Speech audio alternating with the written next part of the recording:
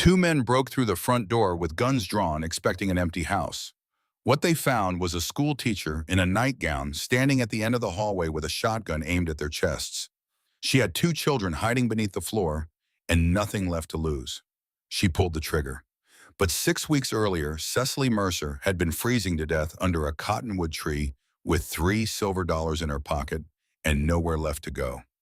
The wind came across the Montana plains like something sent with purpose. Not the gentle push of autumn or the warm drift of summer, but a hard, deliberate thing that found the gaps in clothing and settled into bone. It carried snow with it, not soft flakes, but small, sharp crystals that stung the face and turned the world into a blur of white and gray.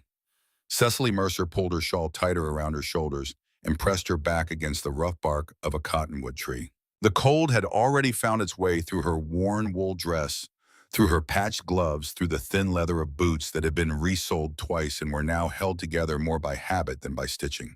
She could no longer feel her fingers. She could barely feel her feet. What she could feel was the weight of the carpet bag at her side, the last thing she owned that was worth calling her own, and the $3 silver in her pocket that clicked together when she shifted her weight.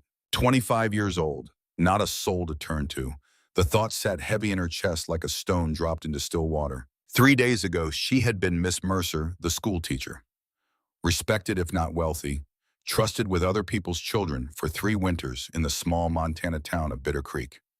Then the school board had gathered in the back room of Kincaid's general store, their faces arranged in the careful blankness of men about to deliver bad news they had already agreed upon. Budget has been cut again.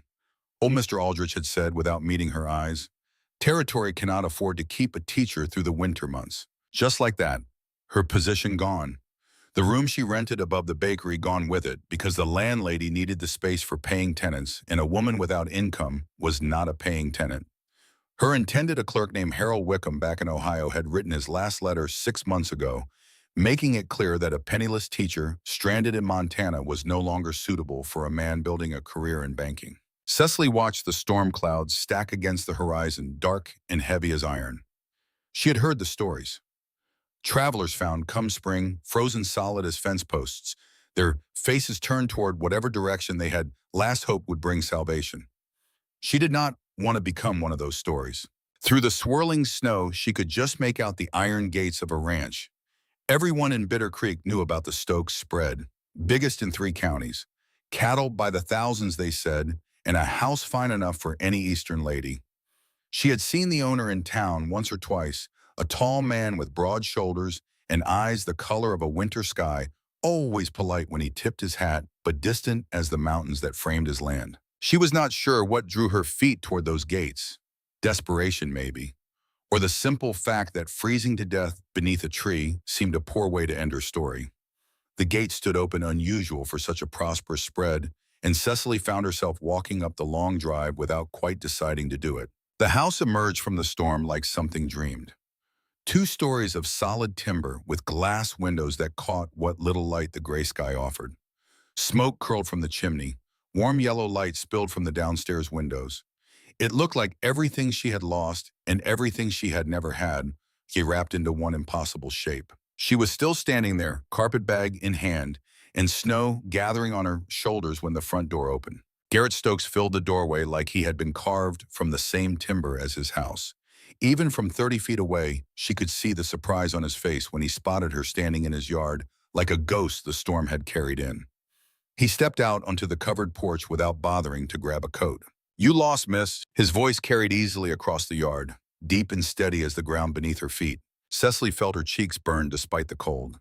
She had no speech prepared, no explanation that would not sound like begging, because that was exactly what she was, a beggar at his gate, hoping for the scraps of kindness that a stranger might spare.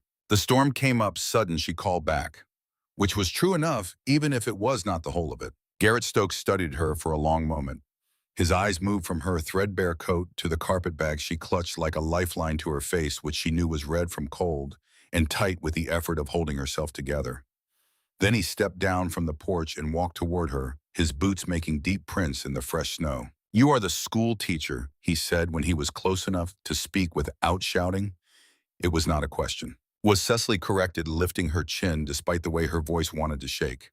Position was eliminated this week. He nodded slowly like this did not surprise him much. Figured as much when I saw you walking up the drive with everything you own in that bag. The words landed like a slap, not because they were cruel, but because they were true. She was that obvious, that reduced. Everything she had become could be measured by the dimensions of a single carpet bag. Storm is getting worse, Garrett continued, glancing at the sky where the clouds had thickened into a solid wall of iron gray. Roads will be buried by morning. You got somewhere to be. The question was so simple, so ordinary, and so impossible to answer without breaking apart. Not particularly, she managed. They stood in the falling snow, two strangers taking each other's measure across a distance that was not physical, but was vast all the same. Then Garrett turned toward the house. Coffee is on the stove. House is warm. A person could freeze to death before making it back to town in this. It was an offer, but more than that, it was an acknowledgement of exactly how desperate her situation was delivered without pity or judgment. Just the practical kindness of one human being toward another. Cecily followed him inside. The warmth hit her like a wall when the door opened. She stood in the entryway and took in the house that the women of Bitter Creek spoke about in reverent tones. Polished wood floors, a staircase curving up to the second story. Solid furniture, well-made, built to last. But what struck her was not what was there. It was what was missing. No flowers in vases, no embroidered cushions, no lace curtains or decorative touches of any kind. The house was clean enough, but stark. Functional. Like a barn that happened to have nice furniture in it. A house where a woman had once lived and a man had been trying to keep going without her. Boys, Garrett called out, hanging his hat on a peg. Come meet our guest. The sound of running feet came from deeper in the house. Two small faces appeared around the corner of the sitting room. The older boy was 7 or 8, with his father's strong jaw and serious eyes that looked like they had been studying the world too long and too hard for someone his age. The younger one, maybe 5, had softer features and hair that stuck up in every direction as if it had its own opinions about grooming. This is Miss Mercer, Garrett told them. She is going to wait out the storm with us. The older boy, Wyatt, regarded Cecily with open suspicion. His eyes moved over her face, her clothes, her carpet bag, cataloging every detail with the careful attention of someone deciding whether a new thing in his world was a threat. The younger one, Silas, stepped forward with the fearless curiosity that only very young children possess. Are you really a teacher? Silas asked, his eyes wide. I was, Cecily replied, crouching down to his level. Do you like learning things? Papa says I have to learn my letters, but they are hard. They are hard at first, Cecily agreed, but once you know them, they open up whole worlds. Silas nodded solemnly as if this made perfect sense. Wyatt remained where he was, watching her like she might steal something if he looked away. That first evening passed in the strange intimacy of strangers trapped together by weather. Cecily drank coffee so strong it could have stripped paint and listened to Silas chatter about horses and snow and his favorite game of stacking rocks in the yard. Wyatt ate his supper in silence, his eyes moving between Cecily and his father, with an expression far too knowing for a child of 7. Garrett was courteous but measured the way a man is when he has decided something and is waiting for the right moment to say it. The storm buried the world that night. 2 feet of snow, drifts halfway up the fence posts. The road to town became an unbroken white expanse that might as well have been an ocean for how crossable it was. The next morning, Garrett poured her coffee and looked at her across the kitchen table with the direct, unhurried gaze of a man who had spent years making decisions about land and livestock and understood that sometimes the best negotiations began with silence. I've got a proposition for you, he said. Cecily set down her cup. I need a wife, not for romance or any of that foolishness, but for practical reasons. Someone to keep house help with the boys, make sure there is hot food on the table and clean clothes in the drawer. Winter is coming hard and I cannot manage it all alone. She stared at him, certain she had misheard. A business arrangement, Garrett continued, his voice steady, as if he were discussing the price of cattle. You need shelter and security. I need help running this place. We could make it work. Cecily felt the world tilt beneath her.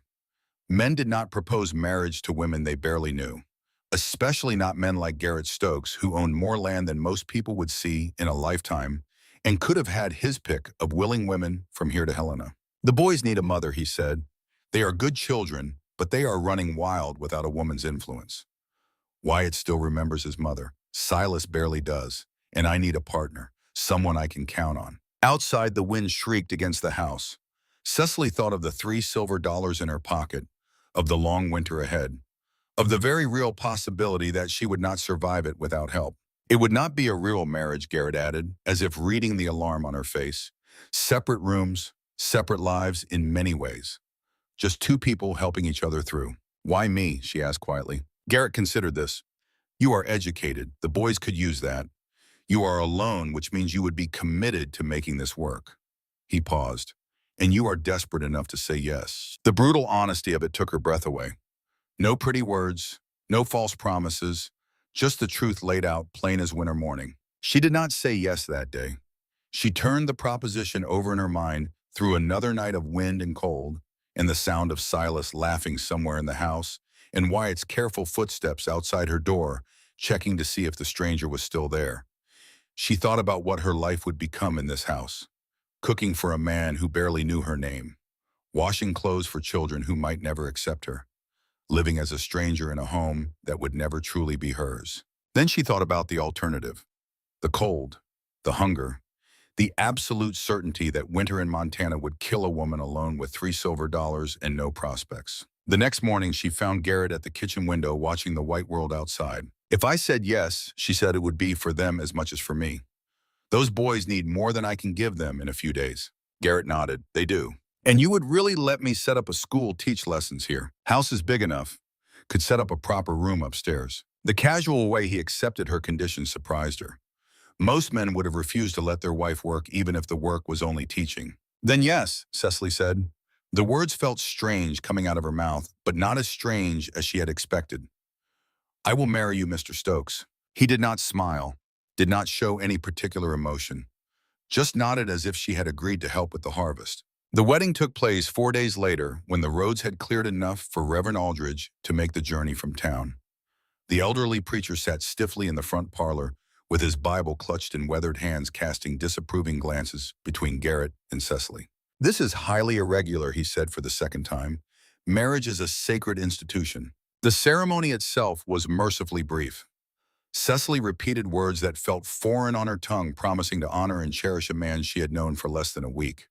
When the Reverend pronounced them husband and wife, there was an awkward moment that ended with Garrett pressing his lips to hers in a kiss so formal and brief it might have been a handshake. Opal Kincaid, the only witness, a solid woman with gray-streaked hair and the kind of face that had stopped trying to be pretty 30 years ago and settled for honest, squeezed Cecily's hand and whispered, Welcome to the family, Mrs. Stokes.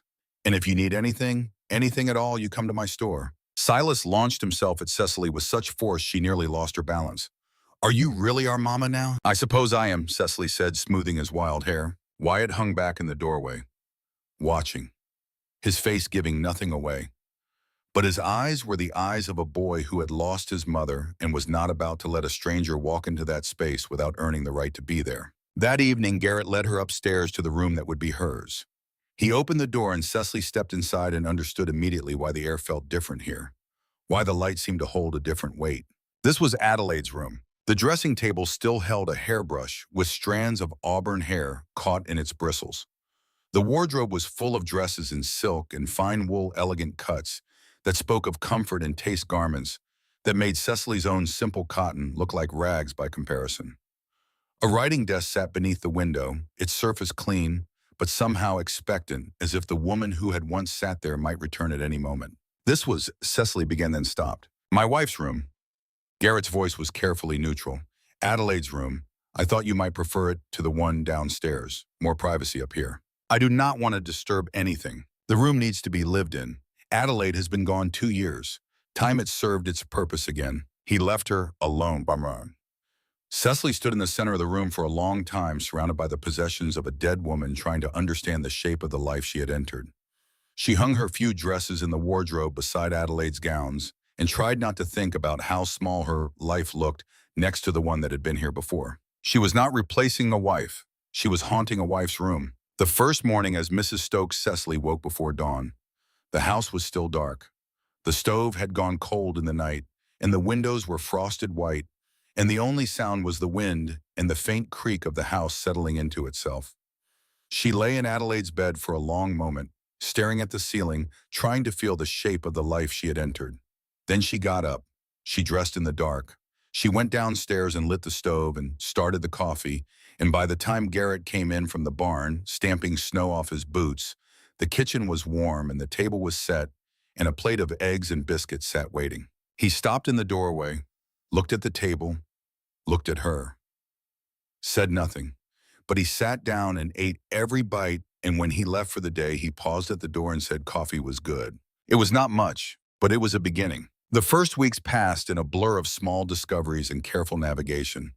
Cecily learned that Garrett took his coffee black and strong, that Silas was afraid of thunder, but not blizzards, that Wyatt had taught himself to read simple words by studying the labels on canned goods in the pantry, and that this small, fierce act of self-education broke her heart in ways she could not fully explain. She learned the temperamental stove and the creaking floorboards, and the particular rhythm of a house that had been running on a man's efficiency for 2 years and had forgotten what softness felt like. She cooked, she cleaned, she taught the boys their letters at the kitchen table each morning while the winter light came pale through the frosted windows.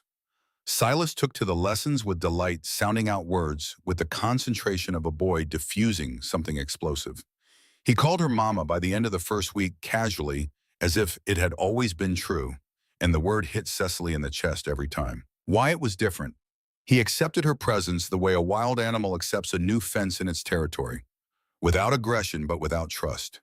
He did his lessons. He ate her cooking. He said please and thank you. But he never called her anything at all. Not Miss Mercer, not Mama, not even her name. She existed in his world as a pronoun. She, her, the woman who lives in our house.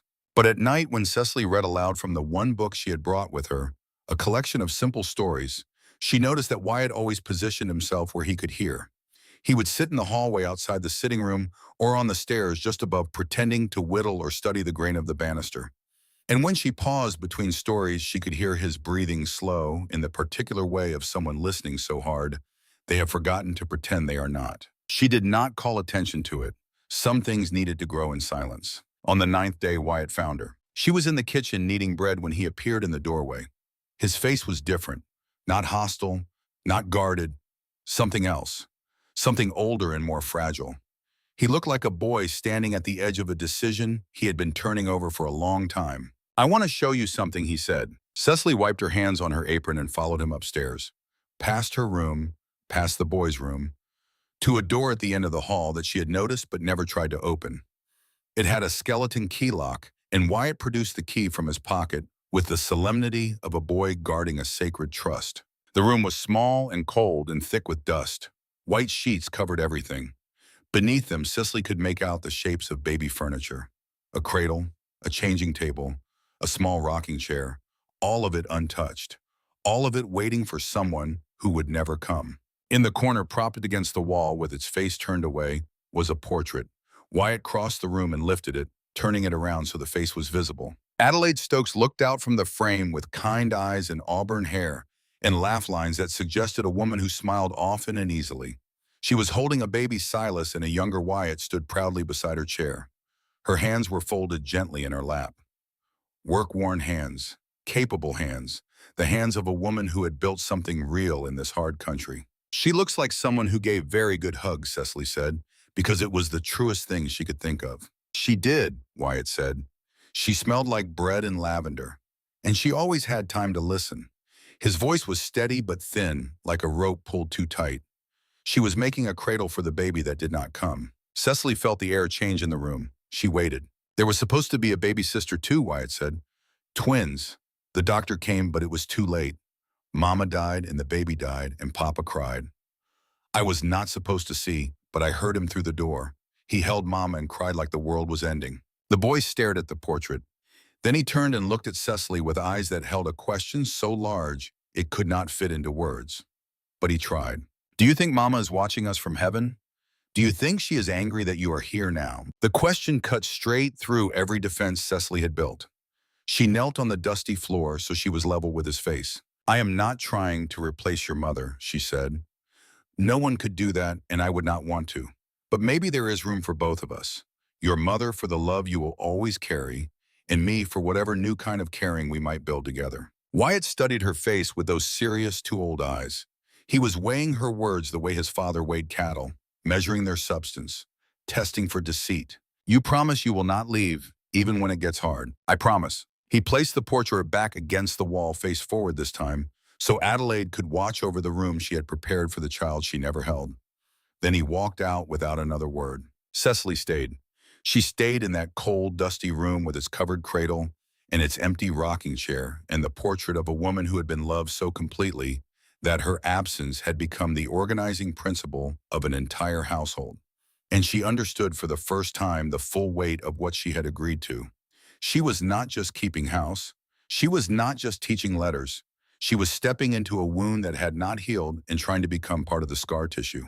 That night, she lay in Adelaide's bed and stared at Adelaide's ceiling and listened to the wind push against Adelaide's windows and thought, this is what it means to live inside someone else's grief. She did not sleep for a long time. The day shortened, the cold deepened, and slowly through the hard work of showing up every morning with steady hands and warm food and patience that cost her more than anyone knew, Cicely began to find her footing. She patched the boys' clothes with stitches so fine they disappeared into the fabric. She learned which draft to close at midnight and which to crack at dawn. She taught Silas to write his name and watched his face light up like a lantern when the letters formed something he recognized. She left books where Wyatt could find them and pretended not to notice when they moved. She scrubbed the kitchen floor until the wood showed its original grain pale and smooth under decades of boot prints and spilled meals. She organized the pantry, which had been maintained by a man's logic, meaning everything was accessible, but nothing was in order. She mended the curtain in the sitting room that had been hanging by 3 threads since before her arrival using fabric from the hem of her own petticoat, because there was no spare cloth in the house. On the 12th day, she baked bread. Real bread, not the hard biscuits and cornmeal that had been the household staple since Adelaide died. She used the last of the yeast she had found in the back of the pantry, coaxed it to life with warm water and sugar, and spent the afternoon kneading and waiting and kneading again. The smell filled the house like something remembered. When Garrett came in that evening, he stopped in the doorway the same way he had on her first morning. But this time he did not just look at the table. He looked at the kitchen, at the clean curtains, in the organized shelves, in the loaf of bread sitting golden brown on the counter, and something in his face changed. Not a smile, but the absence of the particular tension he carried in his jaw, as if a wire that had been pulled too tight had been loosened just enough to let him breathe. Silas ate 3 slices and asked for a 4th. Wyatt ate 2 and said nothing. But later that night, Cecily found the plate in the kitchen with a single slice missing and knew he had come back for more when he thought no one was watching. She began to learn the rhythms of the ranch itself. The sound the cattle made at dusk when they gathered near the fence, a low communal hum that carried across the pasture like a prayer. The way the horses shifted in the barn when the temperature dropped restless and stamping their breath, forming clouds in the cold air. The particular silence that fell over the land at 3 in the morning, when even the wind paused and the world felt like it was holding its breath between one day and the next. She learned Garrett's schedule. Out before dawn to check the stock. Back at midday for a meal he ate standing up too busy to sit. Out again until dark when he would come through the door smelling of horse and cold air, and the particular exhaustion of a man who worked his body to avoid sitting still with his thoughts. He was courteous to her, always. He said please and thank you, and asked after the boys and commented on the meal she prepared. But there was a distance in him that she could not cross, a wall built not of rudeness, but of grief, and she understood that the wall had been there for 2 years and would not come down because she had baked a good loaf of bread. And Garrett, she watched Garrett the way a person watches weather, from a careful distance, noting the patterns. The way he saved the best cuts of jerky for the boys, but always made sure Cecily ate before he did. The way he checked the doors and windows 3 times before sleeping. The way he hummed when he worked a tuneless murmur that was not music, but was not nothing either. One evening after the boys had fallen asleep, piled together on the sitting room floor, like puppies, Garrett and Cecily sat in the kitchen by the stove. The fire crackled, the wind pressed soft against the walls. The silence between them had changed over the weeks, from the silence of strangers to the silence of 2 people who were learning to share a space. She was a good woman, Garrett said, not looking at Cecily but at the fire. The best I ever knew. She wanted to teach the boys piano. Wanted to start a lending library. Had all sorts of plans for when the railroad came through. Cecily said nothing. She understood that she was being given something fragile. Something Garrett had not offered to anyone in 2 years. I should have sent her to Denver for the birth. There were proper doctors there, but she wanted the babies born at home. Said this was where they belonged. I let sentiment override sense and it cost her everything. His voice did not break, but something in it bent the way metal bends before it snaps. You could not have known, Cecily said quietly. Could I not? He stared at his hands. A man is supposed to protect his family. That is the one thing, the only thing. And I failed at it. The fire popped and sent a shower of sparks against the stove door. Cecily wanted to reach across the space between them and touch his hand. She did not. The boys need to talk about her sometimes, Cecily said instead. They need to know it is safe to remember. Garrett was quiet for a long time. Then he stood and pulled on his coat and went out to the barn without another word. Cecily watched him go. She cleaned the kitchen. She banked the stove. She checked on the boys still sleeping on the floor, Silas with his thumb near his mouth, and Wyatt with one arm flung over his brother in the protective gesture he made even in sleep. Then she walked to the window and looked out toward the barn. A single lantern burned inside, and through the gap in the barn door, in the thin yellow light, she could see Garrett Stokes sitting on an overturned bucket with his head in his hands, his shoulders shaking in the way that shoulders shake when a man who does not cry is crying. Cecily stood at the window for a long time. She did not go to him. He was not ready for that. But she watched because someone should witness the grief of a man who carried it alone, and because she understood now with a clarity that ached what this house needed. It did not need a housekeeper. It did not need a teacher or a cook. It needed someone to tell Garrett Stokes that keeping his dead wife's memory alive and letting himself love again were not opposite things, that the door did not have to be locked, that the portrait could face forward. She was not that person yet. She was still a stranger in a stranger's house, wearing a ring she had not earned and sleeping in a dead woman's bed. But she could become that person. Given enough time, given enough patience, given enough of the quiet, stubborn daily work of showing up and staying, which was the only kind of love she had ever known how to give. Outside, the wind pressed against the cabin. The lantern in the barn burned steady, and somewhere in the darkness beyond the fence line, the first sounds of trouble were gathering, though Cecily did not know it yet. A man in a fine suit was asking questions in town about the Stokes land. A woman with a cameo at her throat was writing a letter to her husband, the judge. And the winter, which had seemed like the worst thing that could happen to Cecily Mercer, was about to reveal itself as only the beginning. The first Sunday in December arrived with a sky so blue and sharp, it looked like something that might cut you if you reached up and touched it. The kind of morning that tricks a person into thinking the world has turned generous.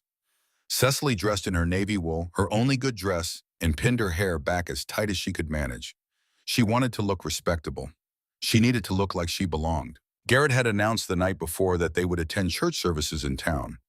It was not a request. It was the kind of statement a man makes when he understands that avoiding a thing only gives it power, and that the whispers circling their marriage would grow louder if they hid from them. The ride to town was cold and quiet. Wyatt sat beside his father on the driver's bench, his face set with the serious expression he wore whenever the world was about to demand something from him. Cecily rode in the back with Silas, who chattered happily about seeing friends at church and did not seem to notice that his new mother's hands were trembling beneath the blanket. Bitter Creek's church was a simple wooden building with a bell tower that could be heard for miles across the plain. As their wagon approached, Cecily could see other families arriving, their breath forming clouds in the cold air, their greetings carrying the easy warmth of people who had known each other for years.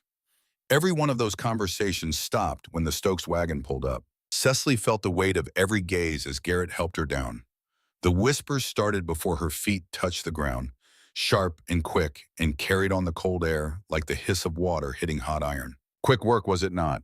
Poor Adelaide, not cold in her grave. School teacher thinks she has landed herself quite a prize. Cecily lifted her chin and took Silas's hand and followed Garrett toward the church doors. The crowd parted around them, not rudely, worse than that, politely, the way people make room for something they want to watch from a safe distance. Inside the church, the scrutiny intensified.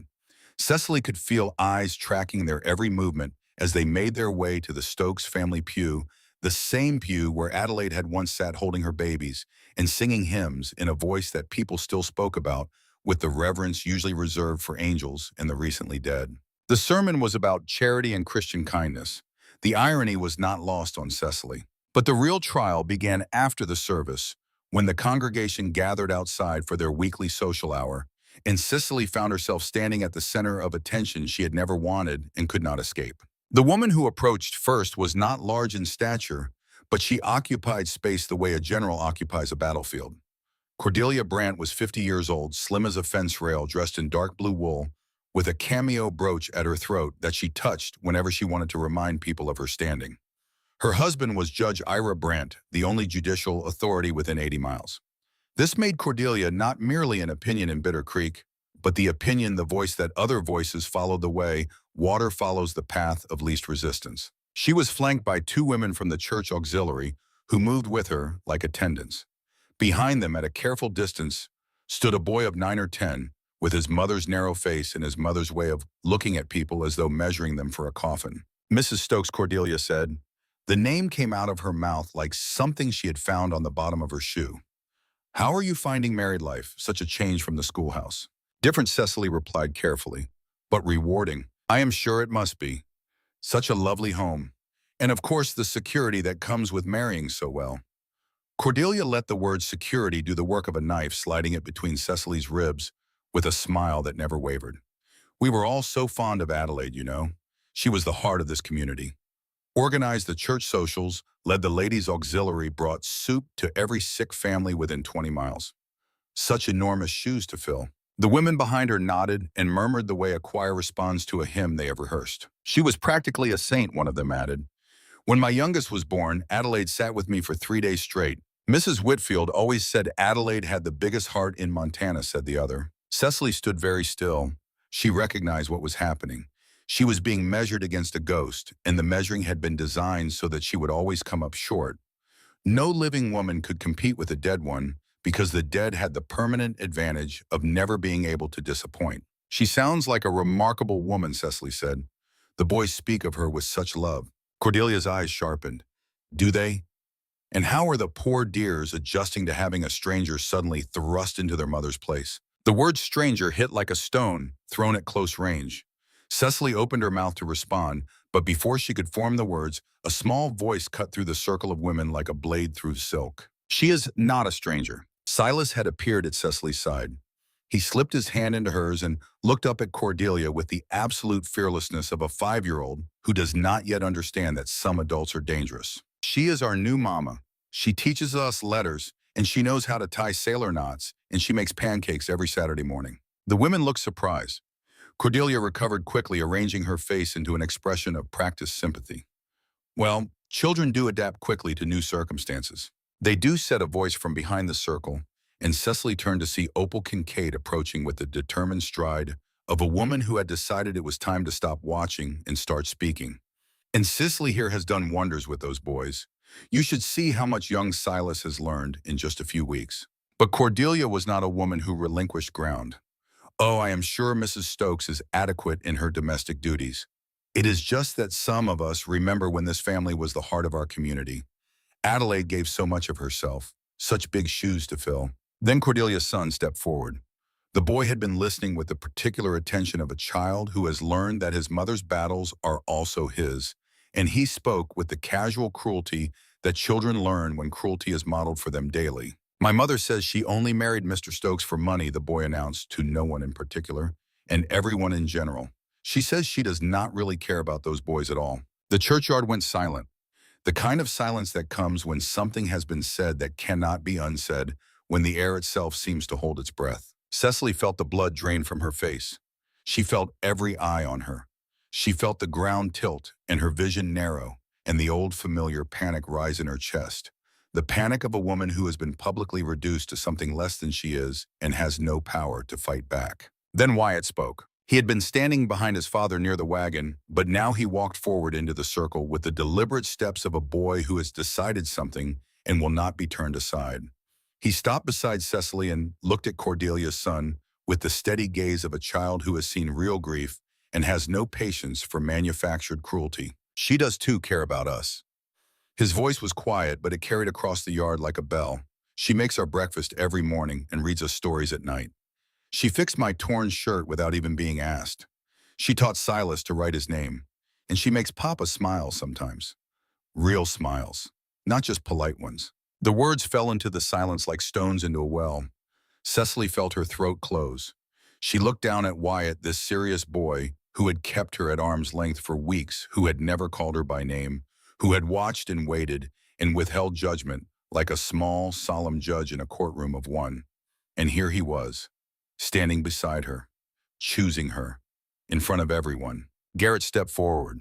His voice was quiet, but it carried the weight of a man who owned more land than anyone present and who did not raise his voice because he had never needed to. I think Garrett said, looking directly at Cordelia's son, that you need to be more careful about what you listen to. His gaze moved to Cordelia, and I think the adults responsible for filling young ears with gossip might want to consider the example they are setting. Cordelia's face flushed red. Her mouth opened and closed and opened again. Then she turned on her heel and walked away, her attendants following like a wake behind a ship. But Cecily saw the look in Cordelia's eyes as she turned. It was not embarrassment. It was not shame.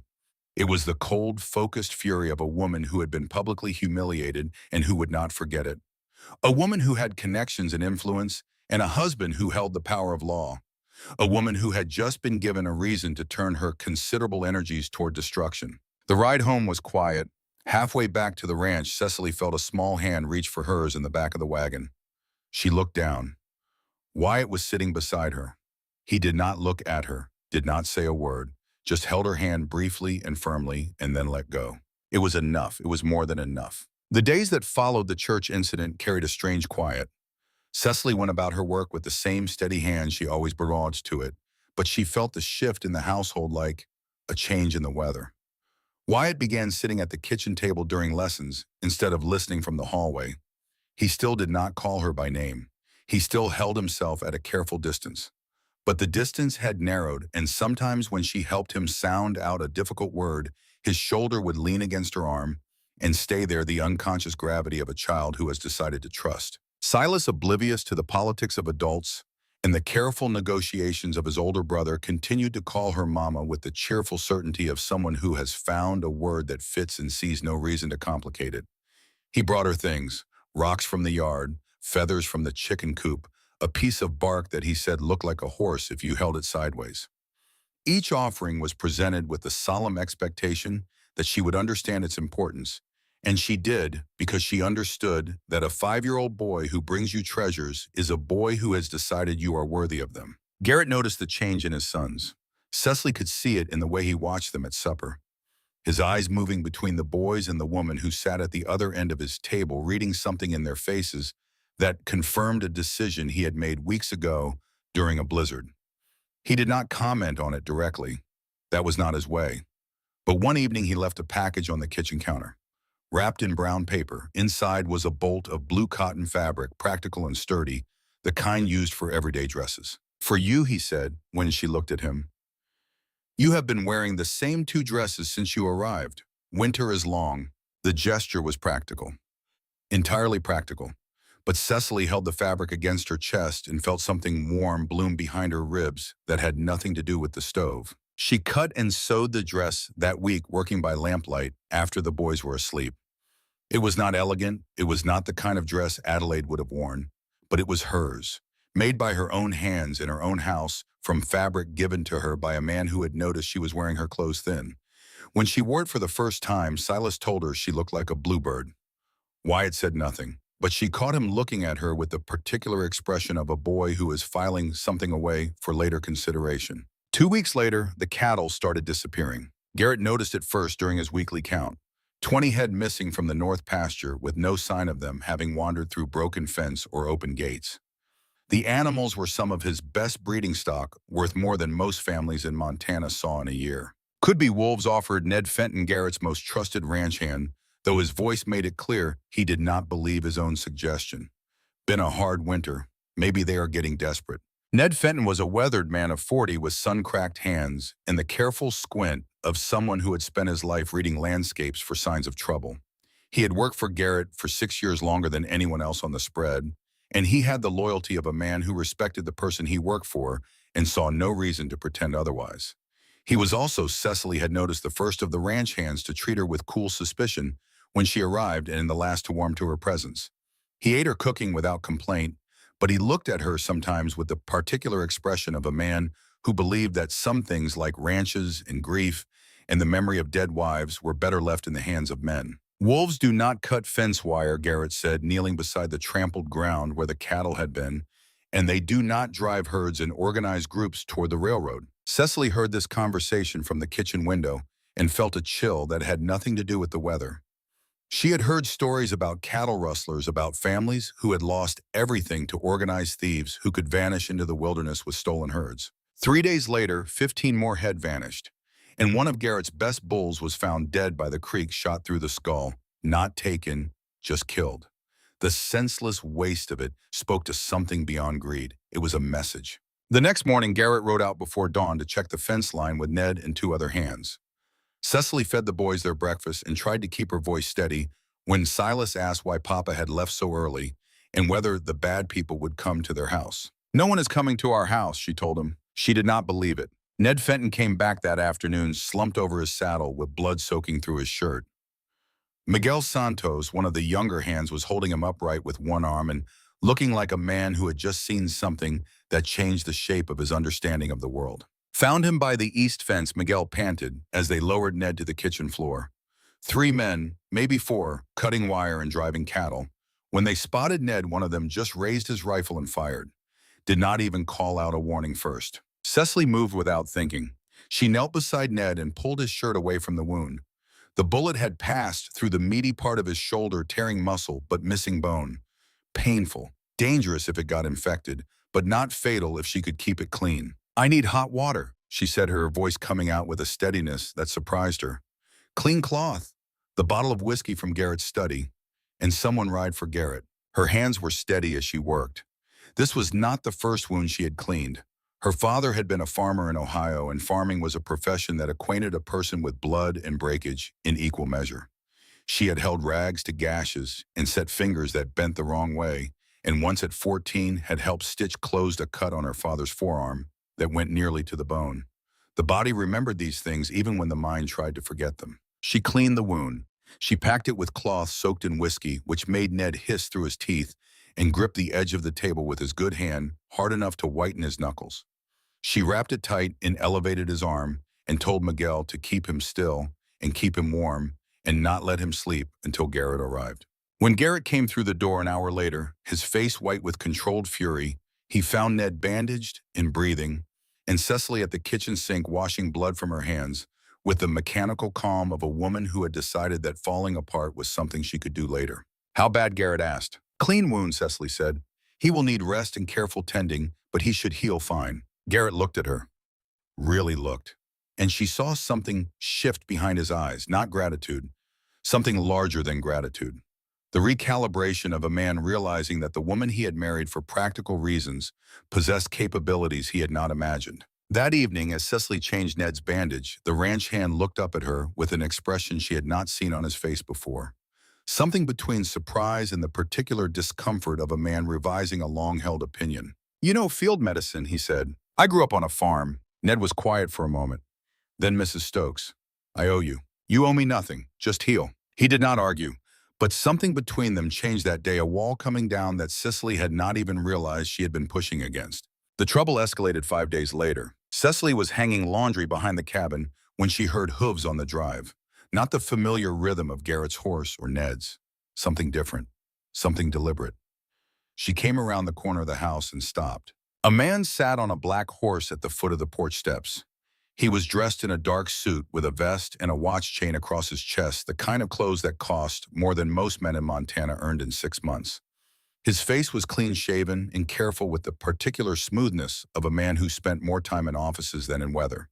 He was perhaps 45 with gray at the temples and eyes that were not cold exactly but not warm either. They were the eyes of a man who assessed the value of everything he looked at and found most of it wanting.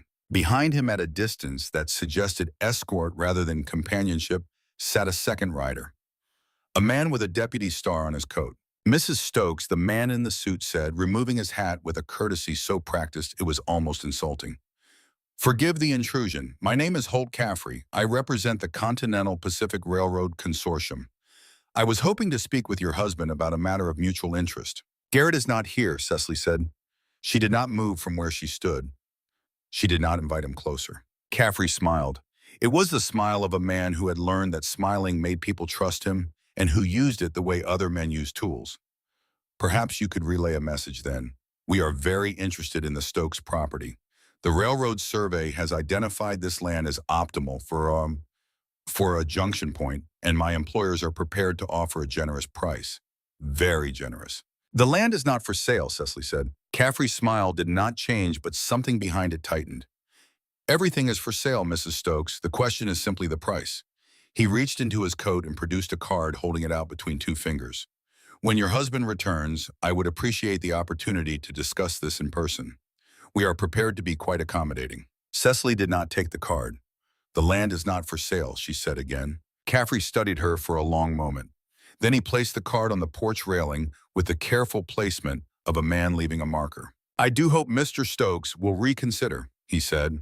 The Continental Pacific has the full support of the territorial government, and Judge Brandt has been most enthusiastic about the economic benefits the railroad would bring to Bitter Creek. He paused, letting the names settle in the air between them. It would be a shame for anyone to find themselves on the wrong side of progress. Then he tipped his hat, turned his horse, and rode down the drive with the deputy following behind. Cecily stood on the porch and watched them go and felt the pieces clicking together in her mind like the tumblers of a lock. Caffrey, the railroad, Judge Brandt, Cordelia Brandt, the missing cattle, the cut fences, the bullet in Ned Fenton's shoulder. This was not random theft. This was a campaign. And the woman who had humiliated Cecily at church and the man who had just smiled at her from his expensive horse were connected by something more than coincidence. She told Garrett everything when he returned that evening. He listened without interruption, his jaw working in the slow, deliberate way it did when he was holding something back. When she finished, he sat at the kitchen table for a long time, staring at his hands. Caffrey, he said, I have heard the name. He has been buying up land options across 3 counties for an eastern syndicate. Anyone who will not sell has a way of losing cattle or losing barns to fire or losing their nerve. What do we do? Cecily asked. We protect what is ours. The attack came on a Thursday night, 2 weeks before Christmas, during a storm that screamed through the valley and turned the world into a wall of white noise. Cecily woke to the sound of gunfire and for one terrible moment thought she was dreaming. Then she heard Garrett's voice bellowing orders in the yard and the sharp crack of rifles and the sound of men shouting, and she was on her feet before her mind had fully caught up with her body. She ran to the boys' room. Wyatt was already sitting up, his eyes wide in the darkness. Silas was somehow still asleep, curled in a ball with his thumb near his mouth. What is happening? Wyatt whispered. Bad men are trying to steal our cattle, Cecily said, forcing her voice into the calm, steady tone she used when teaching a difficult lesson. Your papa and the ranch hands are fighting them off. I need you to be very brave and help me with Silas. Wyatt nodded. He was 7 years old and he moved with the focused efficiency of a boy who had learned that fear was something you could feel and still act through. He shook Silas awake gently, and the younger boy began to cry when he heard the gunshots outside. The root cellar was accessed through a trap door in the pantry floor. Cecily had prepared it days ago with blankets and water and food, praying she would never need to use it. She lifted the door and guided the boys down into the dark. I do not want to go down there, Silas whimpered. I know, baby, but it is safe. Papa will come for us when the bad men are gone. She was about to follow them down when she heard it. The crash of the front door splintering. Boots on the entryway floor. Voices inside the house. Cecily looked at the boys in the darkness below. Wyatt was holding Silas against his chest, one hand over his brother's mouth to muffle the crying. His eyes were locked on Cecily's face. Stay in the very back corner, she whispered. Cover yourselves with the blankets. Do not make a sound, no matter what you hear. I will come back for you. Where are you going? To make sure they do not find you. She closed the trap door, rearranged the pantry shelves to hide it. Then she crossed the kitchen to the place beside the door where Garrett kept the shotgun he had taught her to load and fire during her first week on the ranch. Her hands were shaking. She gripped the stock until they stopped. 2 men came down the hallway. They moved with the confidence of people who believed they faced no real opposition in the house. They were armed, both of them, and their faces were covered with bandanas pulled up over their noses. They stopped when they saw Cecily standing at the end of the hall with the shotgun raised and pointed at the center of the first man's chest. This is private property, she said. Her voice came out steady. She did not know how. You need to leave. One of the men laughed. A short, ugly sound.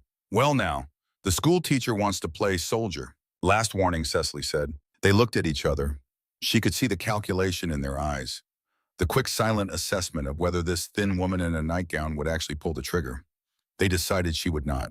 The first man took a step forward. Cecily fired. The blast filled the hallway with sound and smoke, and the man went down with a scream, clutching his leg. His companion raised his pistol, but Cecily was already breaking the action and feeding in a fresh shell, her hands moving through the motions her father had drilled into her until they were as natural as breathing. Next one goes in your chest, she said. The second man hesitated. And in that hesitation, Garrett appeared in the doorway behind them, his own weapon drawn, his face streaked with sweat and powder smoke. Smart choice would be to drop your gun, Garrett said. The fight went out of them quickly after that. The wounded man groaned on the floor. His companions surrendered without further resistance. Garrett tied them both while Cecily stood with the shotgun still raised, her arms beginning to shake, the adrenaline that had carried her through the last 5 minutes, draining out of her like water through a cracked vessel. Garrett straightened up from tying the last knot. He looked at Cecily, the shotgun, the spent shell on the floor, the man bleeding on his hallway boards. The boys, he asked. Safe. Root cellar. His eyes held hers across the smoke-filled hallway. She saw something in them that had not been there before. Not just respect, not just surprise, something that rearranged the entire architecture of how he saw her. You could have hidden with them, he said. Cecily lowered the shotgun. Her hands were shaking badly now. Her legs felt like they might give out, but she stood. They are my children, she said. This is my home. And in that moment, standing in a hallway that smelled of gunpowder and fear, something fundamental changed between them. Garrett Stokes looked at the woman he had married for practical reasons and saw her clearly for the first time. Not the desperate school teacher who had stumbled to his gate in a blizzard, not the convenient solution to his domestic problems, not the replacement for a ghost.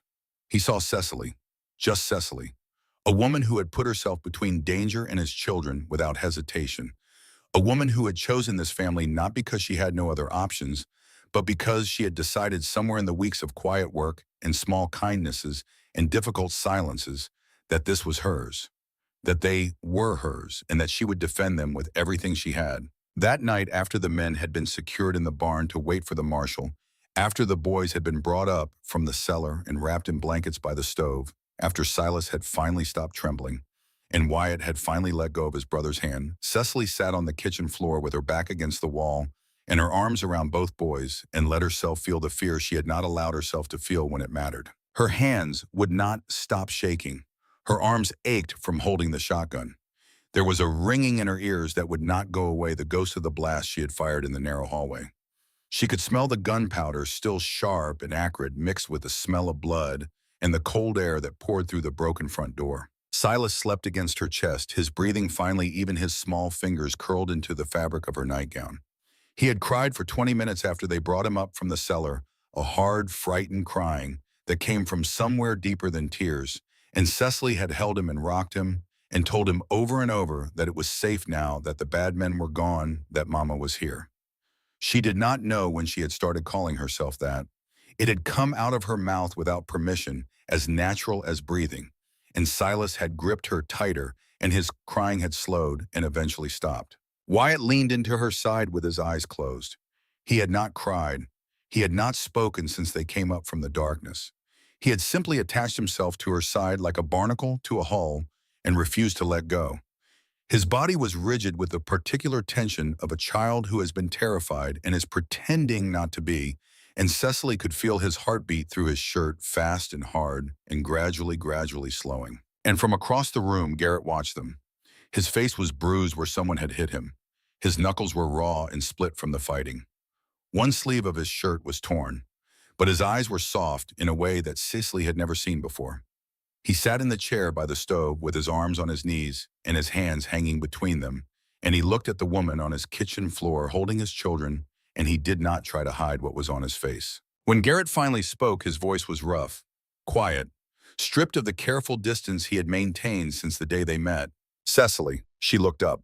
When did you start thinking of us as your family? She did not have to think about the answer. I am not sure there was a single moment. It happened while I was not looking. Teaching Silas his letters and feeling proud when he got one right. Watching Wyatt try to whittle a horse from a stick and wanting to help him. Listening to you talk about the ranch and realizing I cared whether the plans worked out. She paused. And tonight, when I heard those men in the house, the only thought in my head was keeping them away from the boys, away from you. Garrett did not move, did not cross the room, did not reach for her. But something crossed his face that was unmistakable even in the dim light of the stove. Then the moment passed. The stove crackled. Silas stirred in his sleep, and the two of them sat in their separate corners of the kitchen, closer than they had ever been, and still not close enough. The consequences arrived 3 weeks later, wrapped in legal language and delivered by a man in a suit. Cordelia Brandt had filed a petition with the territorial court. The document hand-delivered to the ranch by the same deputy who had escorted Caffrey on his visit requested a formal investigation into the living conditions of Wyatt and Silas Stokes. It cited the attack on the ranch as evidence that the children were being raised in an unsafe environment. It questioned the fitness of their stepmother, a woman of no means and no family connections, who had entered the household under irregular circumstances. It requested that the court consider whether the children would be better served by placement with a suitable family in town. The petition bore the signature of Cordelia Brandt and 6 other women from the church auxiliary. The hearing was scheduled for January 14th before Judge Ira Brandt, Cordelia's husband. On the same day, a second document arrived. A filing from the Continental Pacific Railroad Consortium, represented by Holt Caffrey, requesting territorial authorization to seize the Stokes property under the doctrine of eminent domain for the purpose of constructing a railroad junction deemed essential to the economic development of the territory. Both cases, same hearing, same judge. Cecily read the documents twice. Then a third time, she read them the way she had once read textbooks, carefully analytically looking for the structure beneath the words and the intent behind the structure. She was a teacher. She knew how language worked. She knew how to take apart a sentence and find what it was really saying underneath the polished surface. The petition used the word welfare 7 times. It used the word unsuitable 3 times. It used the word irregular twice each time, referring to the circumstances of her marriage. It never once used the word love. It never once mentioned the fact that Silas had learned to read under her instruction, or that Wyatt had smiled more in the past 2 months than in the previous 2 years, or that both boys were clean and fed and healthy and sleeping through the night without nightmares for the first time since their mother died. The eminent domain filing was different. It was larger, more formal, padded with survey data and economic projections and letters from territorial officials who had probably never set foot on the land they were so eager to take. It used the phrase public good 11 times as if repetition could make a lie true. Cecily read the documents at the kitchen table while Garrett stood at the window with his back to her and his hands gripping the frame. The boys were in the next room. She could hear Silas sounding out words from a book she had given him. She could hear Wyatt helping him patiently the way she had taught him to. "They want to take our children," she said. Her voice was flat, not with calm, but with the particular quality of a person who has moved past panic into the cold, clear space where thinking happens. "And they want to take our home. And the man who will decide both is married to the woman who filed the petition."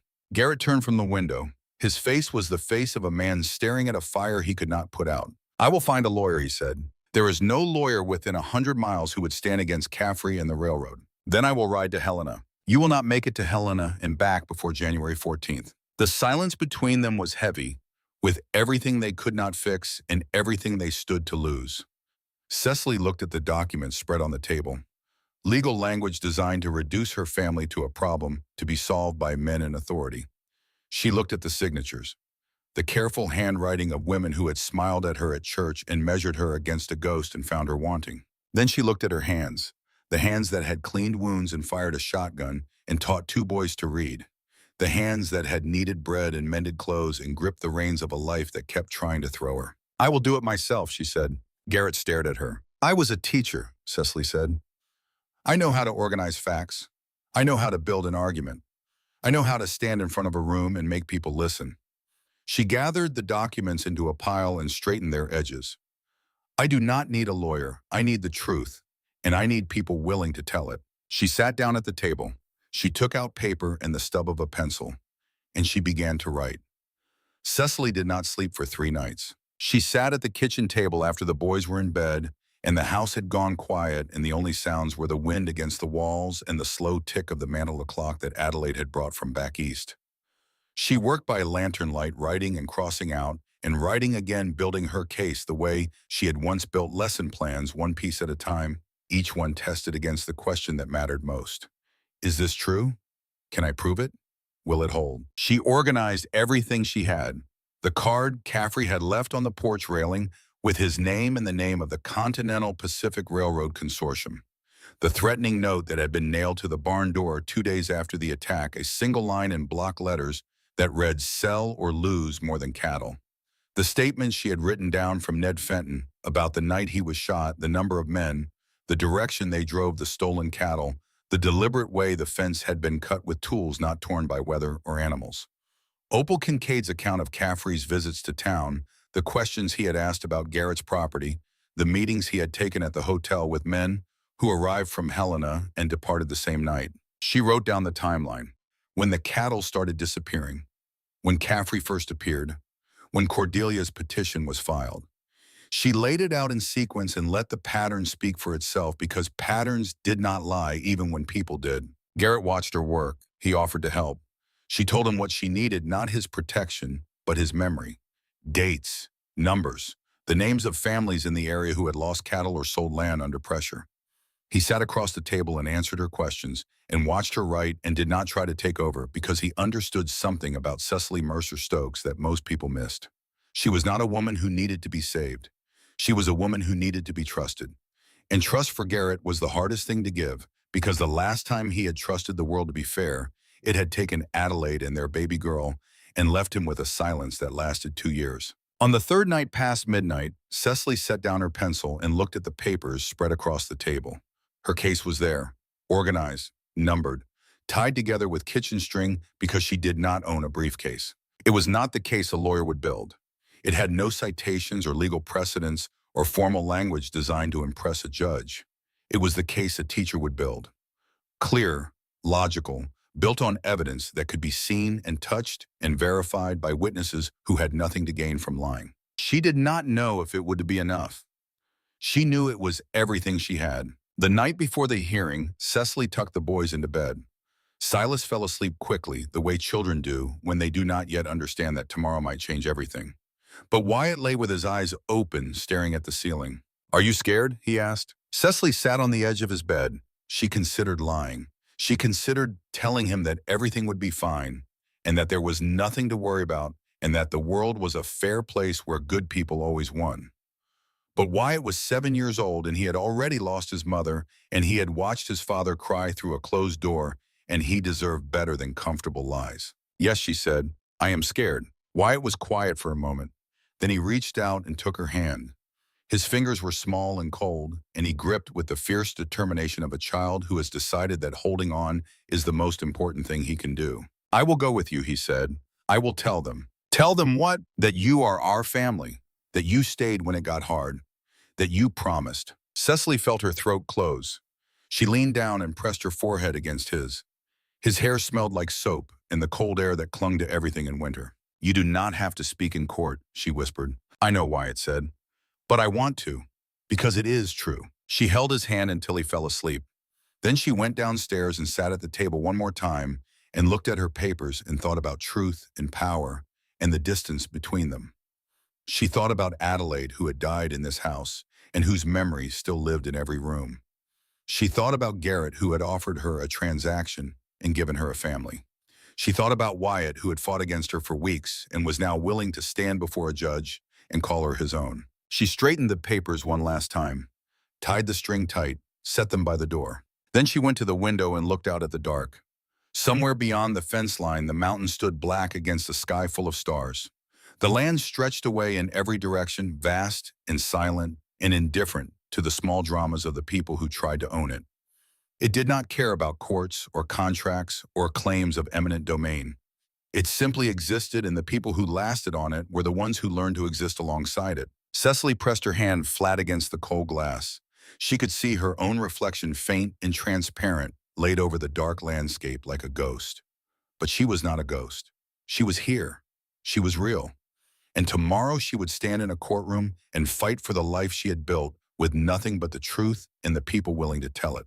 She turned from the window. She banked the stove.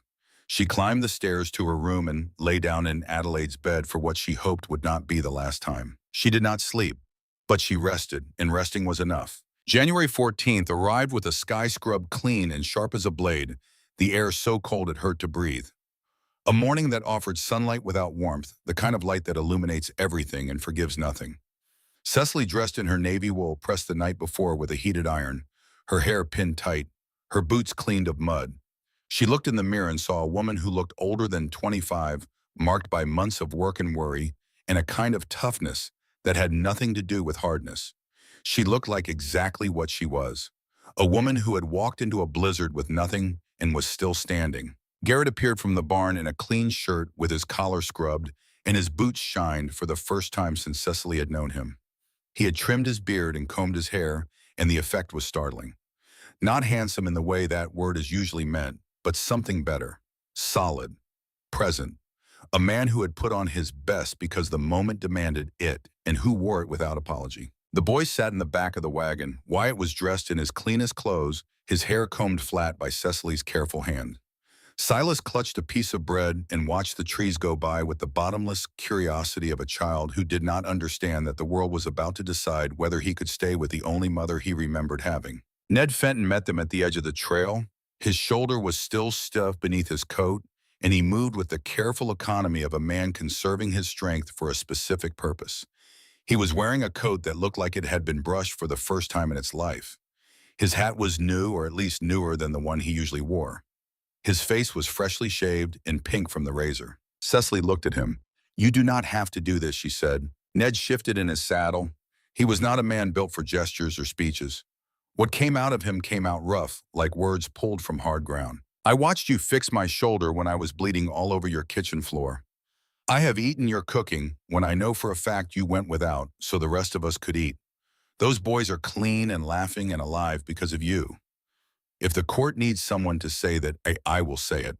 They rode to town together, a wagon, 2 horses, 3 children, and 3 adults who had nothing in common except the belief that the truth told plainly and without flinching might be enough to stand against money and power and the particular cruelty of people who use the law as a weapon. The courthouse sat on the south side of the town square, a plain building of white painted wood with a flat roof and a flagpole where the territorial colors hung limp in the windless morning.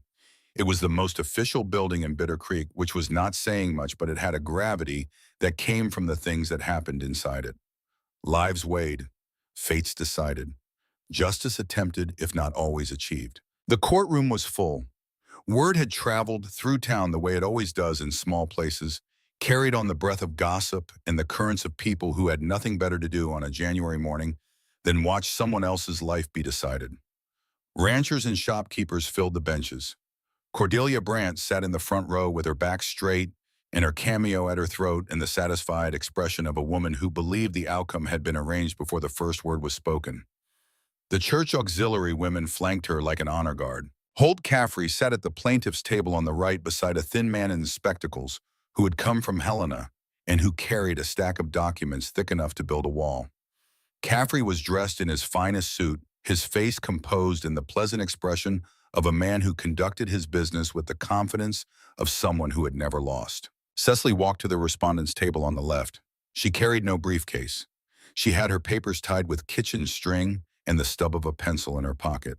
She set them on the table and sat down and folded her hands and waited. Garrett sat behind her in the gallery, not beside her, behind her, because this was her fight and he understood that, and the best thing he could do for the woman he had married was let her stand on her own 2 feet in front of everyone who had ever doubted she could. Judge Ira Brandt entered through a side door.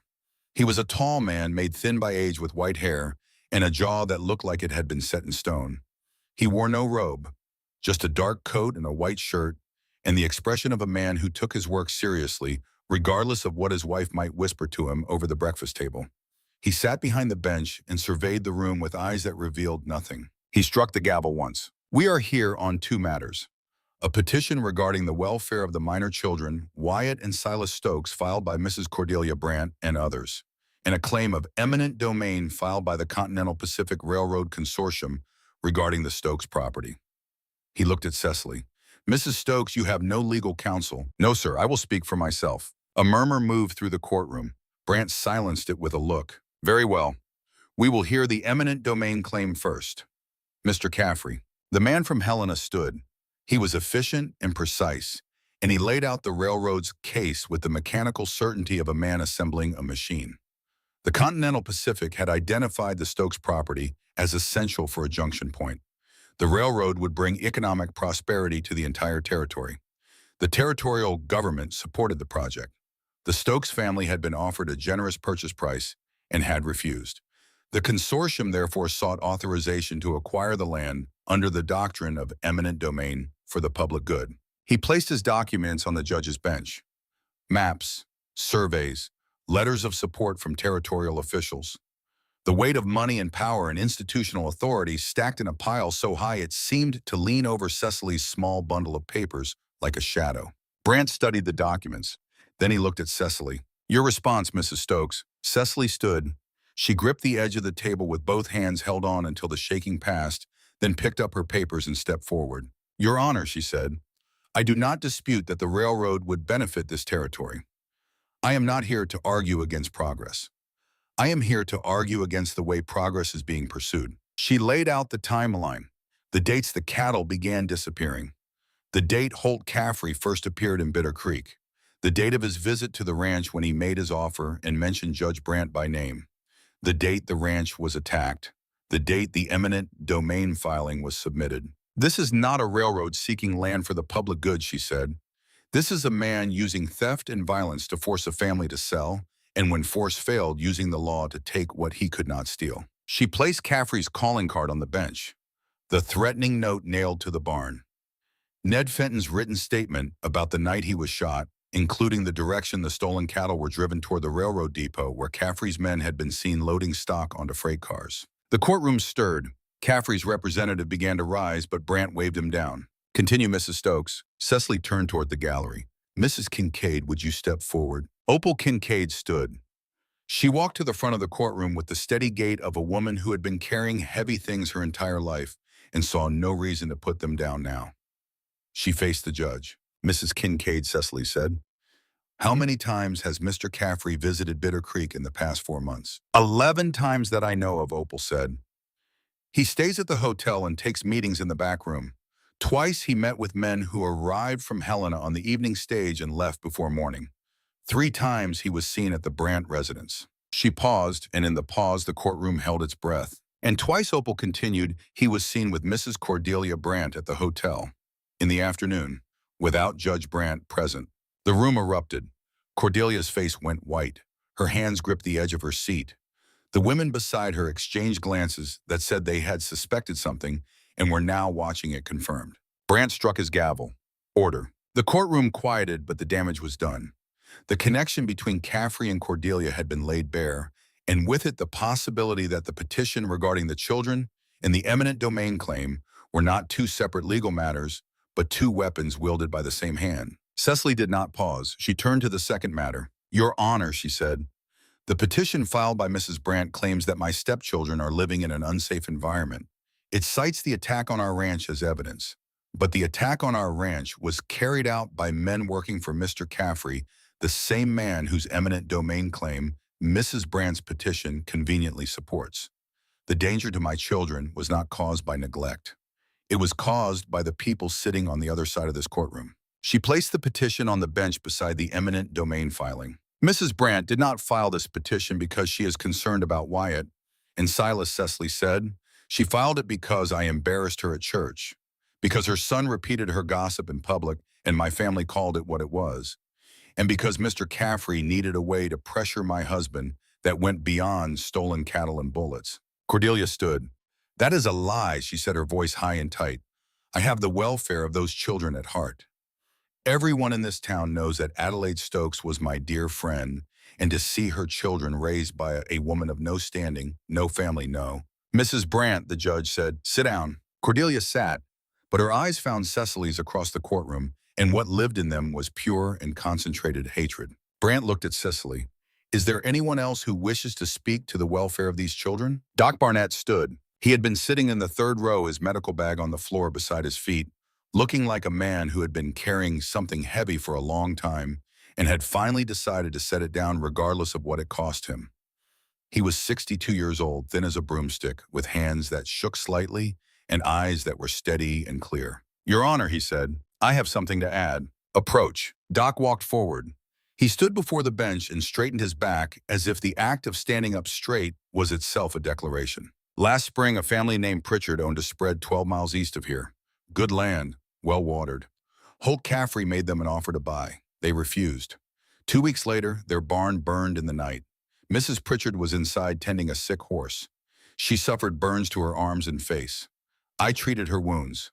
She told me that a man had come to the barn that evening, a man she did not recognize, and that he had smelled of kerosene. The courtroom was absolutely still. The Pritchards sold their land to Caffrey's consortium 3 weeks later. Doc continued, at a fraction of what it was worth. I said nothing because I was afraid of what Caffrey could do to my practice to this town. He paused. His hands were shaking, but his voice was not. I was a coward then. I am telling the truth now because there is a woman in this courtroom with 2 children who deserves better than my silence. Caffrey's representative was on his feet. Your Honor, this is hearsay and speculation. It is testimony, Brandt said quietly, and I will hear it. Sit down. Then Ned Fenton stood. He walked to the front of the courtroom with his hat in his hands and his bad shoulder held stiff and his face arranged in the expression of a man who would rather be anywhere else on earth, but who had decided that being somewhere else was no longer an option. Your Honor, I have worked for Garrett Stokes for 6 years. When he first brought Mrs. Stokes into the house, I thought he had lost his mind. More mouths to feed, a stranger with no experience and no connection to this land. I said as much to his face. He looked at Cecily, then back at the judge. I was wrong. I have watched that woman patch a bullet wound with steady hands when most men I know would have fainted. I saw her stand in a dark hallway with a shotgun pointed at 2 armed men because her children were hiding beneath the floor and she was not going to let anyone reach them. I have eaten her cooking when she had so little that I know she went without so the boys could eat. He swallowed hard. Those children are clean. They are fed. They are learning to read. The little one follows her around like she hung the moon, and the older one, who would not even look at her for the first month, stood up in front of this whole town and told everyone she was his family. If this court needs someone to say that Cecily Stokes is a fit mother, I am saying it, and I will swear to it on anything you put in front of me. He sat down. His face was red. He put his hat back on his head and stared straight ahead and did not look at anyone. The courtroom was quiet in the way that a room becomes quiet when something true has been said, and everyone knows it, and no one wants to be the first to speak because whatever comes next will be smaller than what just happened. Judge Brandt sat still for a long time. He looked at the papers spread before him.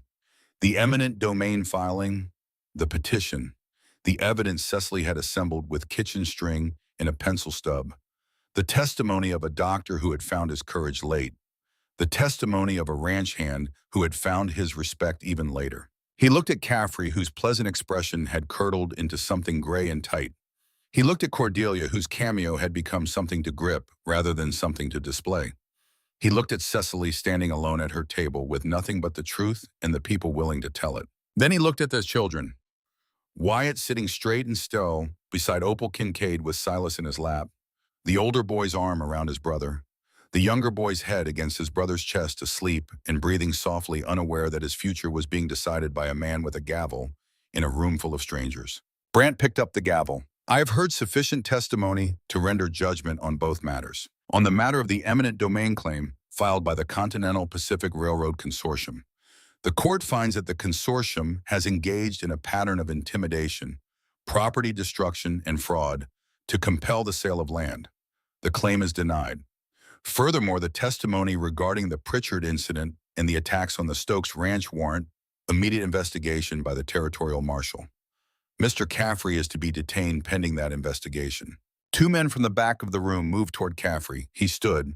His face was a mask, but his eyes found Cecily's across the courtroom, and what she saw there was not anger, but the flat surprise of a man who had miscalculated so completely that he could not yet comprehend the size of his error. They let him out. On the matter of the petition regarding the welfare of Wyatt and Silas Stokes, the judge continued. The court finds no grounds to remove the children from their home. Mrs. Stokes has demonstrated continuous and competent care for these children under extraordinary circumstances. Multiple witnesses of good standing have testified to her fitness as a mother. The petition is denied. He set down the gavel and looked at Cordelia. Mrs. Brandt, the evidence presented today raises serious questions about the relationship between the petition you filed and the interests of Mr. Caffrey. I will not speculate on that matter here, but I will say that this court is not a weapon for personal grievances, and I will not see it used as one again. He paused. Do I make myself clear? Cordelia stood without a word. She gathered her coat and her dignity and walked out of the courtroom with her back straight and her face forward, and her attendants trailing behind her like a procession that had lost its purpose. She did not look at anyone. She did not need to. The damage had been done, but not the damage she had planned. The damage had been done to her. The courtroom emptied slowly. People filed past Cecily with nods and murmurs. Some of the women who had whispered about her at church now looked at her with something different in their eyes. Not all of them, but enough. Enough to tell Cecily that the ground she stood on had changed and that she was no longer the stranger in a dead woman's house, but something else. Something earned. Opal reached her first, wrapped her arms around Cecily without a word, and held on for a long time. Doc Barnett was the last to leave.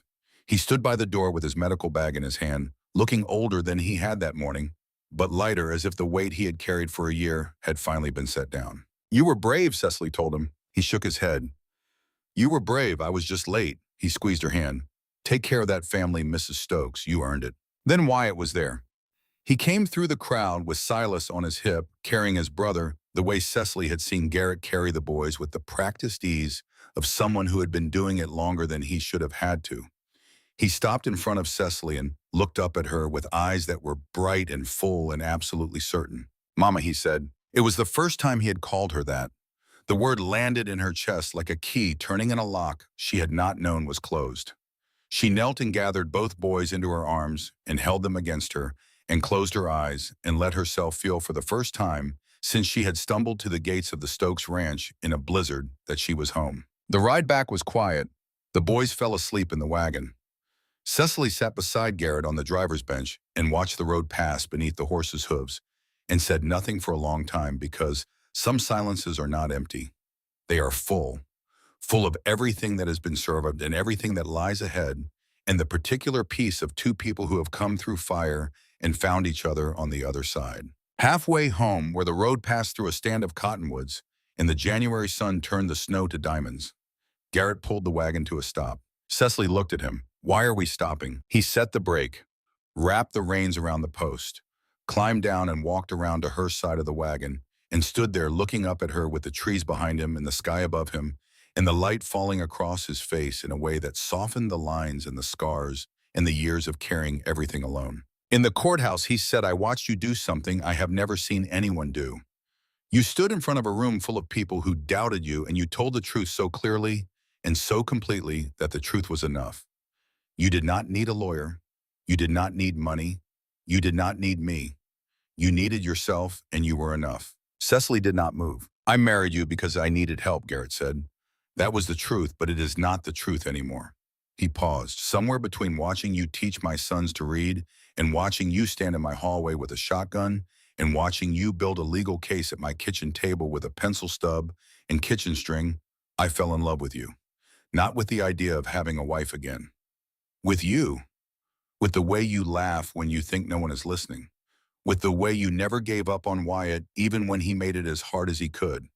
With the way you carried yourself into that courtroom today like a woman who has walked through fire and decided that fire is not the end of her story. He looked at his hands, then back at her. I do not have a ring. I used the one I had for Adelaide, and I would not offer you something that belonged to someone else. But I have this land and these hands and whatever time I am given, and I want to spend it beside you. Not behind you, not in front of you, beside you. Cecily climbed down from the wagon. She stood in front of him in the cold January light, with snow on the ground and the boys sleeping in the wagon and the whole wide sky above them. I do not need you to save me, she said. Her voice was steady. Her eyes were clear. I know, Garrett said. You saved yourself. I watched you do it. I need you to stay. I am not going anywhere, not ever. She reached up and put her hands on his face, rough palms against rough skin, and kissed him. Not the formal press of lips that had sealed their first wedding. Something real. something that had been earned through months of work and silence and fear and the slow, stubborn accumulation of trust between two people who had both been broken and were both still standing.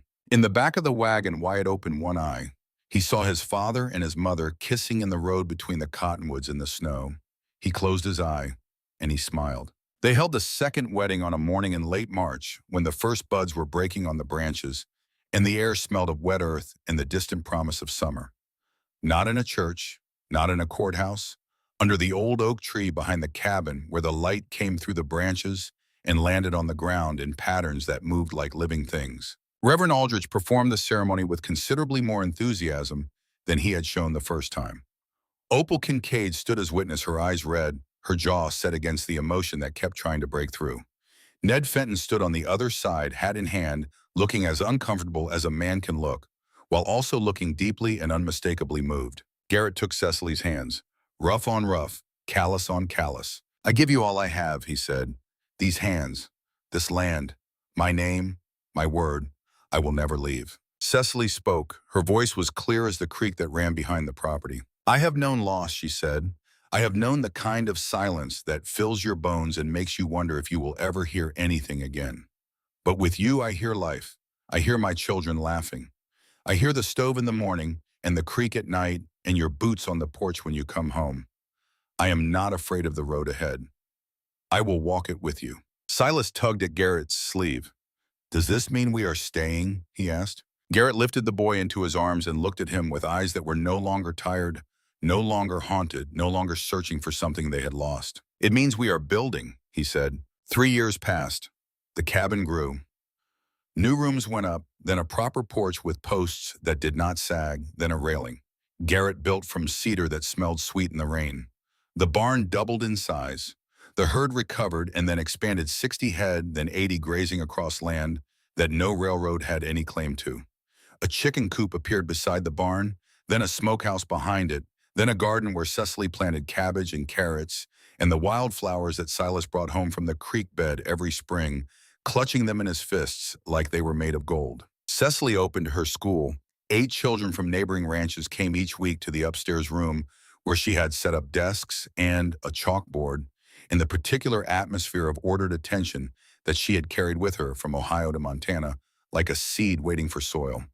She taught reading and arithmetic and penmanship and geography, and she did it with the same steady patience she had brought to everything since the day she stumbled through those iron gates with snow on her shoulders and nothing in her pockets but $3 silver and a prayer. Wyatt, now 10, helped with the younger students.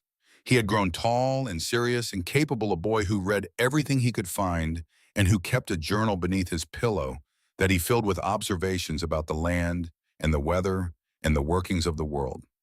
He had his father's jaw and his mother's eyes, Adelaide's eyes, but the way he held himself, the particular set of his shoulders when he was concentrating, the tilt of his head when he was listening, those were Cecily's. Not by blood, but by imitation, the highest compliment a child can pay to the person who teaches them how to stand. Silas was 8. He ran. That was the main thing about Silas at 8. He ran everywhere through the yard, around the barn, down to the creek, with the dog that Garrett had found as a pup, a shaggy thing with no breeding, and boundless enthusiasm that matched the boy's own. Silas had no memory of a time before Cecily. She was simply Mama, the way the mountains were simply mountains, a permanent feature of his landscape that he could not imagine being without. And there was Adelaide, named for the woman whose room Cecily had lived in and whose memory she had never tried to erase. Adelaide Stokes was 1-year-old, black-haired and loud and fearless. She had been born in the cabin with Doc Barnett attending and Wyatt holding the lantern, and she had entered the world screaming as if she already had opinions about how it should be run. She had Garrett's broad hands and Cecily's stubborn chin, and a laugh that came from somewhere so deep and so joyful that it made everyone who heard it stop what they were doing and listen. The portrait of the first Adelaide now hung in the hallway, not hidden in a locked room, but displayed where the family could see it. Cecily had suggested it. Garrett had agreed. And Wyatt, who had once asked whether his mother was angry about the new woman in her house, now walked past the portrait each morning and said, "Good morning, Mama," the way a boy speaks to someone he loves who is simply in another room. Cordelia Brandt had not spoken to Cecily in 3 years. Cecily did not mind. Some doors were better left closed. Holt Caffrey had been sent to the territorial prison after the investigation revealed a pattern of fraud and arson stretching back 5 years across 3 counties. The railroad, when it finally came to Bitter Creek, took a different route entirely, one that did not cross Stokes land, and the junction that Caffrey had insisted was essential turned out to be nothing of the kind. Ned Fenton still came each season. He brought his wife, now a quiet woman, named Ada, and their son, and he greeted Cecily with a nod that contained the entire history of a man who had been wrong about someone and had spent years making up for it. Opal Kincaid still tucked extra sugar into Cecily's grocery bag, still squeezed her hand over the counter, still said for the children with a wink that both of them understood meant something larger. On a warm evening in late spring, Cecily stood at the cabin door and watched her children play in the yard. 3 of them now. 3 voices, 3 sets of running feet, 3 reasons to wake up each morning and keep building. Wyatt was teaching Silas how to throw a rope, standing behind his brother and guiding his arm through the motion with the patient authority of a boy who had learned something well and wanted to pass it on. Baby Adelaide sat on a blanket in the grass watching a butterfly with the focused intensity that only very young children bring to the business of discovering the world. The sun was low. The light was golden. The kind of light that makes ordinary things look like they were painted by someone who loved them. Garrett came up behind her. His arms circled her waist. His chin rested on her shoulder. He smelled of pine sap and leather and the sweet cedar of the porch railing he had just finished sanding. "You remember," she asked. He did not need to ask what. "The day I showed up at your gate with nothing but a carpet bag and $3 silver." He looked out at the yard, at the children tumbling and shouting, at the garden coming up green, at the fence line stretching clean and straight across the ridge, at the life they had built from a blizzard and a bargain and the slow, stubborn decision to keep choosing each other. "I remember thinking you were either the bravest woman I had ever met or the most desperate," he said. Cecily laughed, a full laugh, open and warm. Not the careful, uncertain sound she had made that first winter when everything was new and fragile. This was the laugh of a woman who had walked through fire and come out the other side with her hands full and her heart whole. "Which was it?" she asked. Garrett pulled her closer. "Both," he said. "And I have never been more grateful for a blizzard in my life." The wind moved through the valley. It stirred the grass and rustled the oak leaves and carried the smell of earth and wildflowers and the smoke from a chimney that stood straight and true. The sky was wide and the mountains were blue, and the road that Cecily Mercer had walked so long ago stretched empty in the distance, carrying no one, leading nowhere she needed to go. She was already home.